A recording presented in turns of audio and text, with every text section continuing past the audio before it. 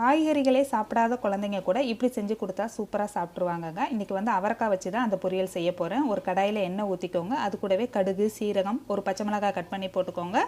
ஒரு வெங்காயத்தையும் கட் பண்ணி போட்டு நல்லா வதக்கிக்கோங்க.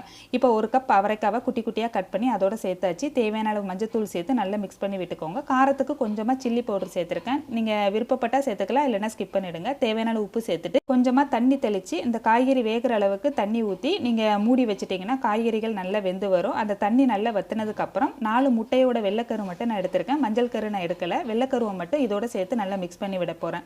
இந்த முட்டை நல்லா சுருண்டு வர அளவுக்கு நம்ம நல்லா மிக்ஸ் பண்ணிகிட்டே இருக்கணும். கடைசியாக இறக்கும் போது கொஞ்சமாக மிளகுத்தூள் சேர்த்து நல்லா மிக்ஸ் பண்ணிட்டிங்கன்னா சூப்பரான அவரைக்காய் முட்டை பொரியல் ரெடி ஆயிருங்க. நீங்கள் எந்த காய்கறிகள்னாலும் இதேமாரி செய்யலாம். கேரட்லேயும் செய்யலாம், பீன்ஸ்லேயும் செய்யலாம். எந்த காய்கறி செஞ்சாலும் சூப்பராக இருக்குங்க. இந்த மாதிரி செஞ்சு கொடுத்தீங்கன்னா குழந்தைங்க கண்டிப்பாக விரும்பி சாப்பிடுவாங்க முட்டையோட. நீங்களும் உங்கள் வீட்டில் ட்ரை பண்ணி பாருங்கள். கிட்ஸுக்கு ரொம்ப பிடிக்கும்.